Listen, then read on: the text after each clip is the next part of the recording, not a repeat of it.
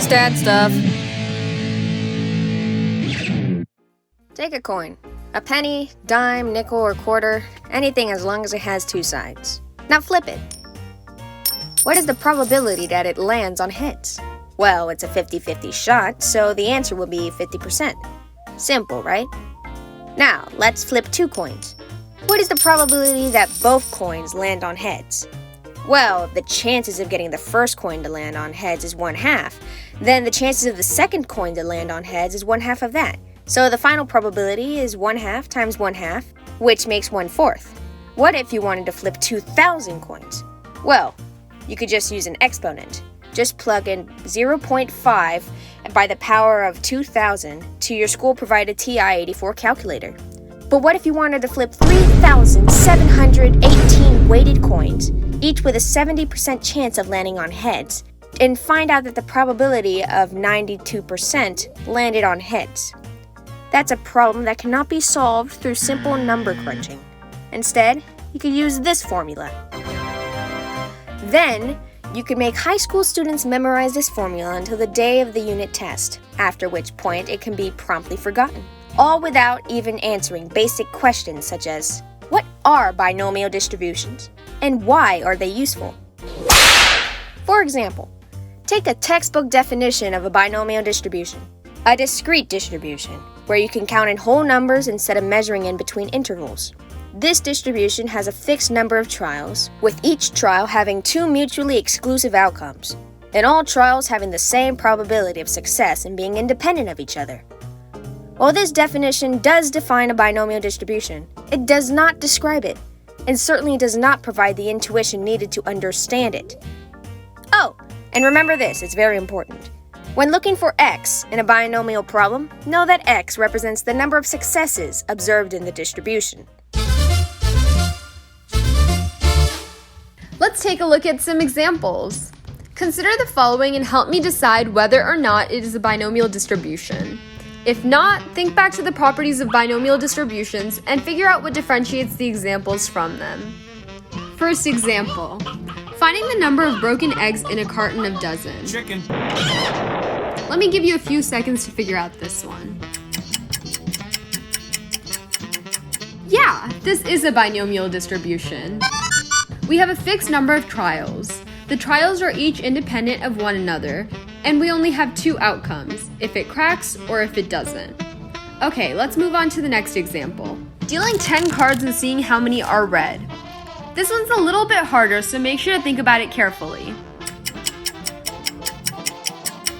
This example is not recognized as a binomial distribution because the trials are not independent of each other. This creates an inconsistent probability of success for each card. In other words, as you remove a card from the deck, the probability of success for the other red cards rises. Alright, here's the last example. A woman giving birth until she gets a girl. Go ahead and take a few seconds to think about this one. In this scenario, the woman will keep giving birth until a girl is born, showing that it is in fact not a binomial distribution. There isn't a fixed amount of trials, which is one of the properties of binomial distributions.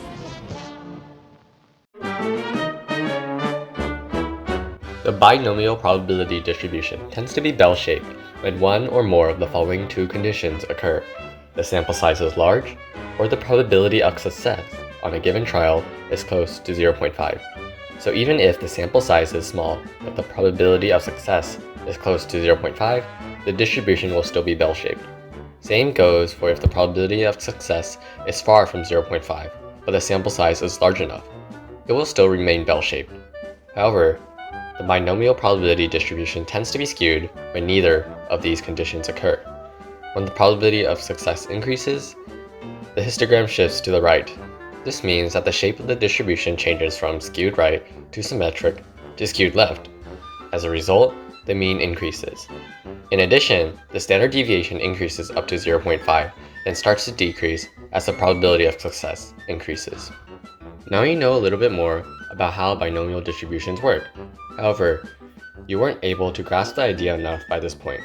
We decided to write a little song to put some fun into the topic. Hope you enjoy it. Binomial distributions, they're pretty great. Simpler than simulation, need I elaborate? Counting in whole numbers, I call it discrete. Fixed number of trials. Hey, that's pretty neat.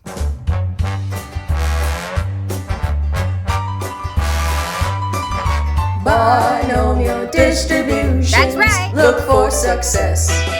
Mutually exclusive. It's either no or yes. The trials are independent. The chances are split. All successes are X. That's the gist.